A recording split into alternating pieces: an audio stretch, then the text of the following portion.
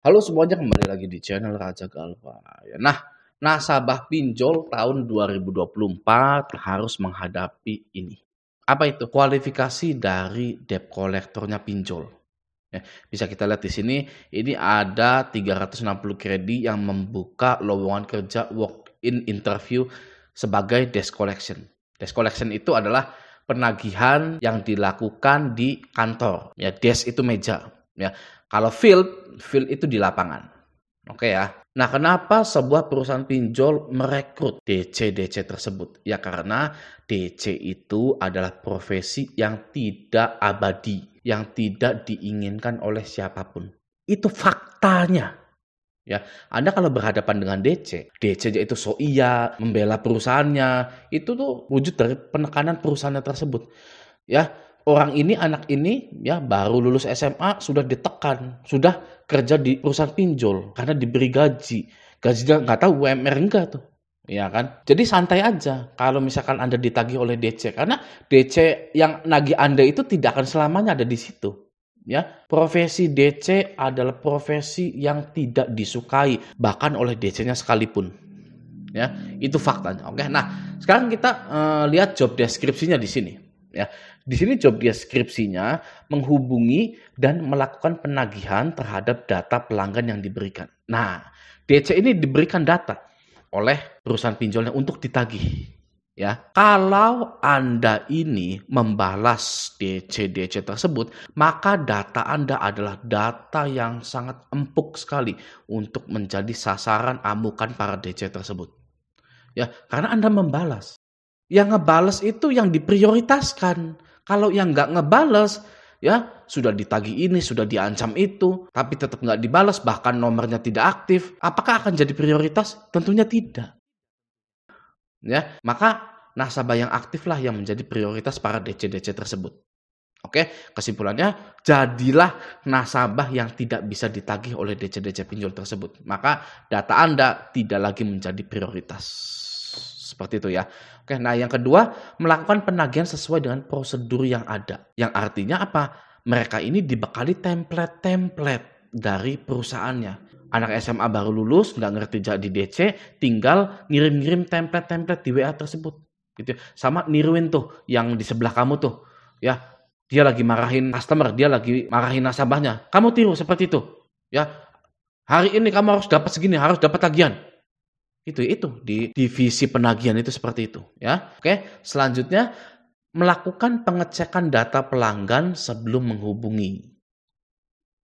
Nah, jadi data Anda dicek dulu, galbainya berapa, namanya siapa, keterlambatannya berapa hari, apakah masih bisa dihubungi atau tidak, nomor teleponnya, kondarnya masih aktif atau enggak gitu kan. Itu dicek dulu kan di sini kan, melakukan pengecekan data pelanggan. Kondarnya masih aktif enggak? Nomor nasabahnya masih aktif enggak? Kalau sudah enggak aktif, lupakan dulu. Ya, kita prioritaskan orang yang masih takut-takut ini, yang masih balas-balas ini, yang WA-nya itu masih centang 2 biru itu, centang hijau itu. Ya, lalu marahin. Belajar tuh sama senior kamu tuh yang lagi marah-marahin itu. Itu dia hari ini dapat 5 juta tuh tagihan tuh. Bagus itu. Gitu. Ya itu di bagian divisi DC. Oke, selanjutnya membuat laporan kepada tim leader jika ada masalah dalam pembayaran. Nah, kalau misalkan Anda yang tadinya aktif tiba-tiba tidak aktif, maka laporan Anda itu akan diperbaharui oleh DC tersebut kepada tim leader tersebut. Tim leader DC-nya. Gitu ya. Pak, ini tadinya aktif tapi dari jam 8 sampai sore ini, sampai malam ini nggak aktif nih Pak. Kondarnya sudah saya hubungi melalui WA, melalui telepon biasa, SMS juga nggak masuk gitu ya. Ini nasabahnya nih kayaknya ngebuang nomornya nih Pak. Nah, nanti tim leadernya ya akan ngasih tanda tuh. Ya kan, ini sudah tidak aktif, ini sudah membaca, ini masih aktif dan lain-lain gitu. Kayak dipahami ya job deskripsinya gitu ya. Saya itu kayak HRD aja ya, cocok jadi HRD-nya pinjol-pinjol OJK ini gitu kan. Berapa gajinya HRD di itu, ya kan? Nah, oke, selanjutnya kualifikasinya. Nah, kualifikasi ini adalah syarat yang harus dipenuhi dari kandidat walk-in interview tersebut. Oke, yang pertama adalah pendidikan minimal SMA atau sederajat. Nah, Ini kita sudah bisa tahu bahwa kita itu menghadapi nasabah pinjol di Indonesia itu harus menghadapi SDM, sumber daya manusia yang pendidikannya itu sampai SMA. Oke? Nah, Anda tahu anak SMA itu kan masih, let's say, begajulan, masih suka bercanda, masih suka ribut-ribut, adab dan attitude-nya itu masih kurang gitu kan. Emosinya masih meletup-meletup, masih bisa dipengaruhi oleh tim leadernya, suruh ini, suruh itu, menanamkan di dalam dirinya bahwa yang galbay itu adalah musuhnya gitu kan. Anak SMA masih bisa diperalat seperti itu.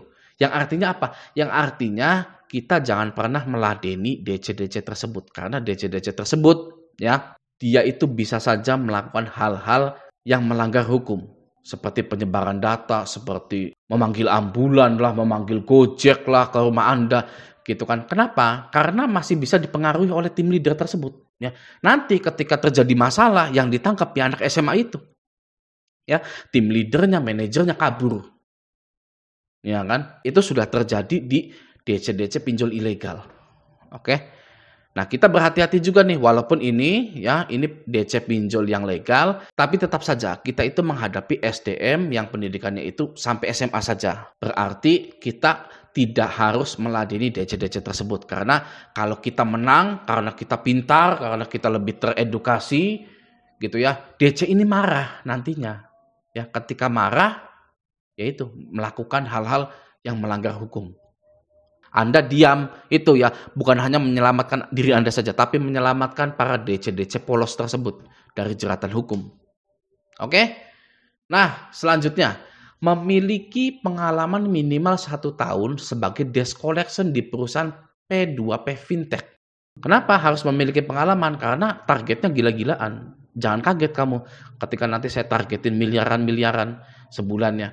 Gitu ya, kamu sudah bisa nih target puluhan juta bulan ini, nanti bulan depan ratusan juta, ya sudah bisa lagi nanti miliaran, nanti semuanya kami yang handle, ya nanti yang jadi tim leadernya kamu harus tanggung jawab triliunan, ya, wah pusing tuh, ya kan, makanya Anda kalau ngelamar kerja jangan di finance, leasing, bank, pinjol, jangan, ya, kalau kepepet silahkan, kalau butuh uang silahkan, gitu ya, kalau misalkan Anda pun passionnya di situ, suka di situ boleh, silakan mangga ya, karena itu mata pencarian Anda, tidak ada yang melarang. Tapi saran saya bagi Anda yang belum bekerja atau lagi cari kerja gitu kan, punya pilihan lain, masih ada uang, masih ada sangu dari orang tua gitu ya, maka coba jauhi saja kerja-kerja di finance atau keuangan bank seperti itu.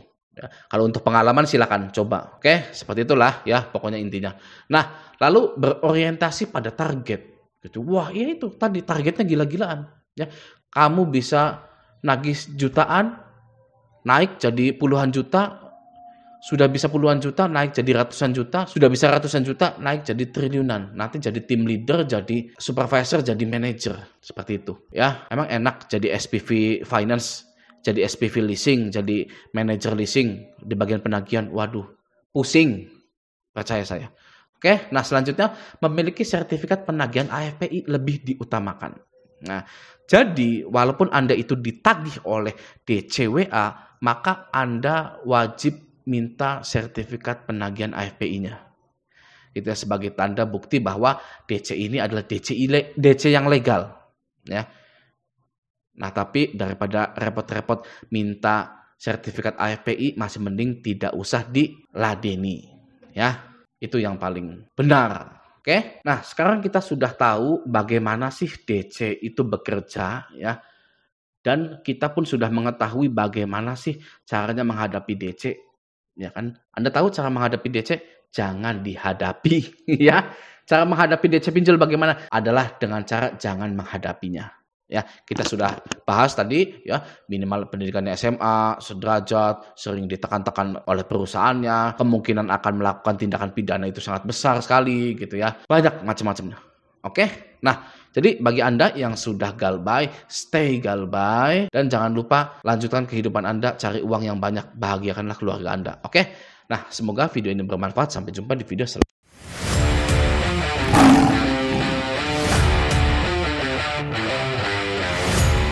Sekalipun Ya, itu faktanya. Oke. Nah, sekarang kita lihat job deskripsinya di sini. Ya, di sini job deskripsinya menghubungi dan melakukan penagihan terhadap data pelanggan yang diberikan. Nah, DC ini diberikan data oleh